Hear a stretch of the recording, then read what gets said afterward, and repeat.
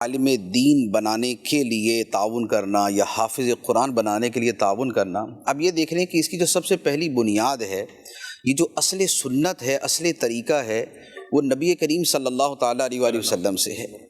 کیونکہ جو سب سے پہلا مدرسہ تھا وہ صفہ کا مدرسہ تھا، جہاں صحابہ کرام جو ہے وہ دن رات رہا کرتے تھے، اور 100 200 300 تک یوں تعداد ان کی جاتی تھی۔ اور یہ وہ صحابہ کرام ہیں جن میں حضرت ابو ہریرہ رضی اللہ تعالیٰ عنہ جیسی ہستی، اور اسی طرح کے دیگر بڑے بڑے اکابر صحابہ کرام کہ جنہوں نے علم کے اندر بہت نام بھی کیا، کام بھی کیا، یہ سارے افراد اسی مدرسہ صفہ میں تھے کہ جن کے اخراجات جن کے پاس نہیں تھے، تو ان کے اخراجات کا انتظام نبی کریم صلی اللہ علیہ وآلہ وسلم خود کیا کرتے تھے کہ آپ کے پاس جو اپنے پاس جو ہے اللہ تعالیٰ کا عطا کردہ مال ہوتا وہ بھی دیتے، جو تحائف وغیرہ آتے وہ بھی سب سے پہلے اصحاب صفہ کے لیے بیچتے، اور پھر دیگر صحابہ کرام کے ساتھ بھی متعلق کیا ہوا تھا کہ اتنے افراد کا کھانا یہ دیں گے، اتنے افراد کا کھانا یہ دیں گے، کیونکہ یہ وہ لوگ تھے کہ جنہوں نے اپنے آپ کو قرآن پڑھنے پڑھانے کے لیے، دین پڑھنے پڑھانے کے لیے، حدیث سیکھنے سکھانے کے لیے، شرعی مسائل پڑھنے پڑھانے کے لیے وقف کیا ہوا تھا۔ تو اور یہی وہ تھے کہ جن میں سے پھر نبی کریم علیہ الصلوۃ والسلام نیکی کی دعوت کے لیے بطور مبلغ کے صحابہ کرام کو بھیجا کرتے تھے۔ انہی میں سے وہ 70 افراد تھے کہ جنہیں ایزا مبلغ کے بھیجا گیا اور جن کو کفار نے شہید کر دیا تھا سازش کے ذریعے۔ یہی وہ صحابہ کرام اصحاب صفہ تھے کہ جن میں 10 افراد کو بھیجا گیا تھا اور ان 10 کو بھی کفار نے شہید کرنے کی کوشش کی تھی۔ تو یہ بیسیکلی مدرسہ جو ہے اس کی بنیاد ہے صفہ، اصحاب صفہ۔ اب اصحاب صفہ کا طریقہ پڑھنا پڑھانا اور نبی پاک علیہ الصلوۃ والسلام کا طریقہ ان کو تعلیم دینا اور ان کے لیے انتظامات کرنا تھا۔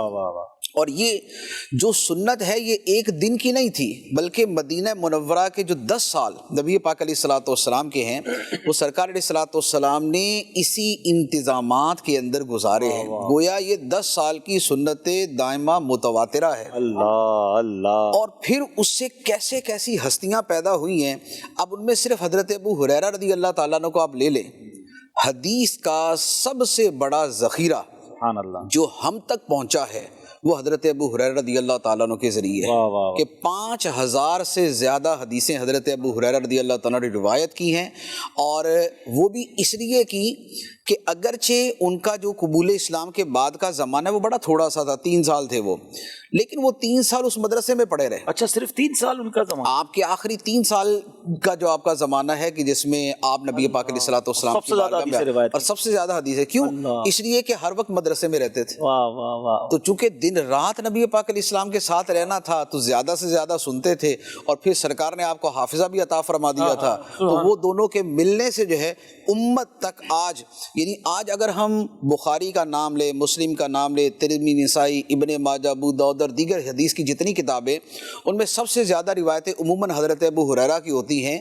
یہ پورا ذخیرہ احادیث اور یہ سب بخاری مسلم یہ فیضان ہے حضرت ابو ہریرہ کا، اور حضرت ابو ہریرہ فیضان ہے اس مدرسہ کے کہ جس کے انتظام سرکار علیہ الصلوۃ والسلام۔ سبحان اللہ! تو مدرسے کے انتظام میں حصہ ملانا یہ نبی پاک کی کیسی سنت ہے! سبحان اللہ!